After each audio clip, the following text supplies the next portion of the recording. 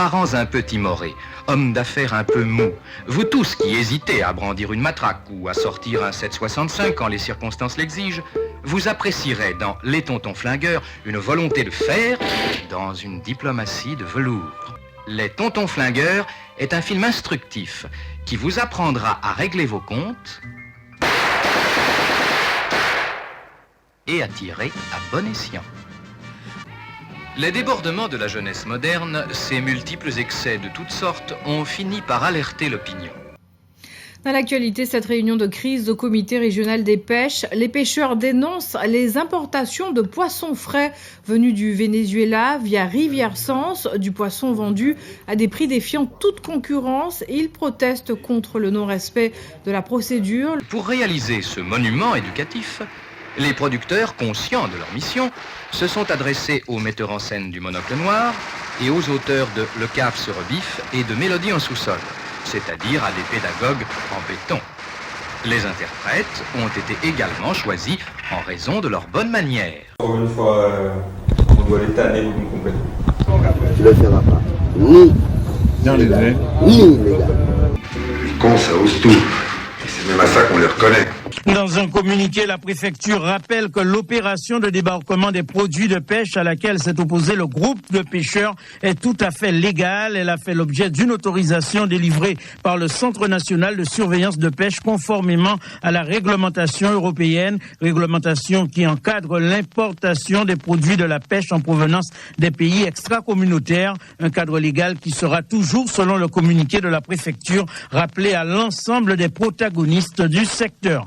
L'avocat de l'armateur a en effet déposé 2 plaintes pénales avec constitution de partie civile.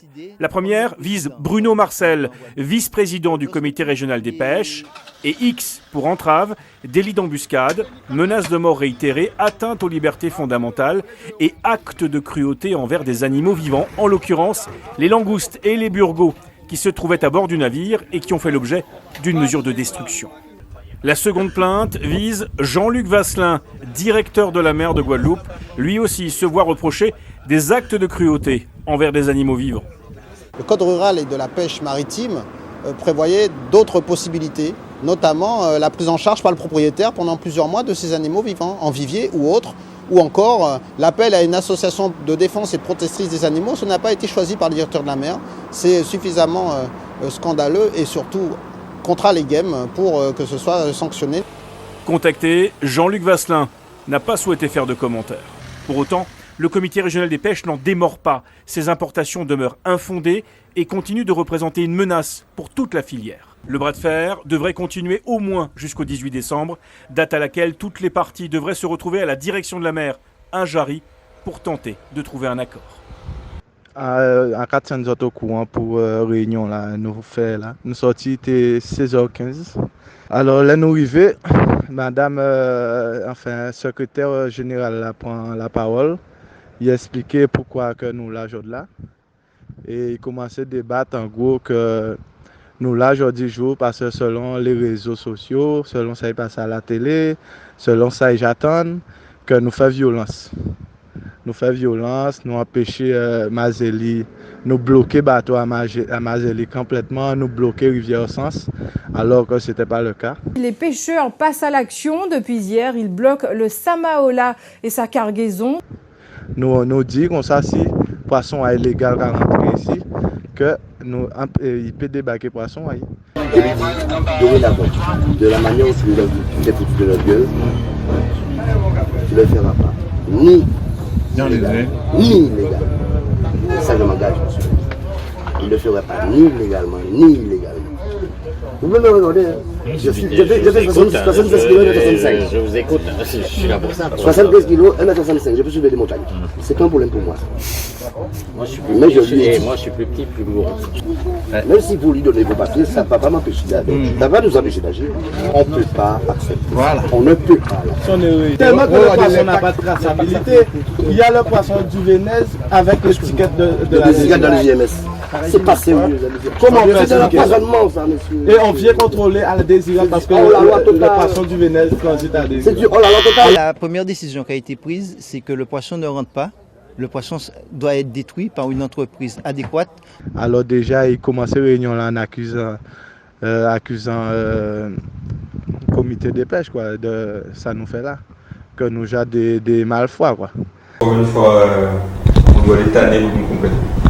C'est pour ça que je voulais juste discuter avec lui parce que vous avez des pêcheurs qui sont un peu trop fiers de ça. Allons-y. Charlie Vincent, qu'est-ce que vous reprochez aux importations de poissons frais en provenance du Venezuela? C'est quoi le problème avec elles? Le problème, c'est qu'aujourd'hui, on n'a pas de contrôle sanitaire et absence de contrôle de la DAF, la DEAL. On n'a pas de contrôle douanier également, absence de contrôle douanier, de taxes et absence d'octroi de mer. C'est le seul produit qui rentre en Guadeloupe sans octroi de mer. C'est pas une concurrence déloyale pour vous? Totalement. Ce sont des produits qui viennent directement se concurrencer les poissons locaux, la production locale, et en plus mélanger à la production locale, faisant passer pour production locale. Donc je veux pour preuve qu'on n'a pas la traçabilité de ces produits, et c'est interdit par la loi.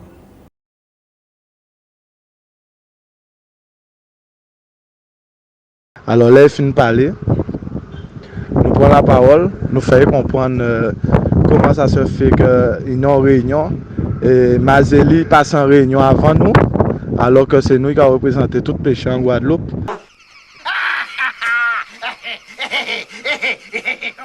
Et on seul pêcheur qui a passé devant tout le monde, alors quand a caché, et de qui gens qui a permis de parler bon comme ça.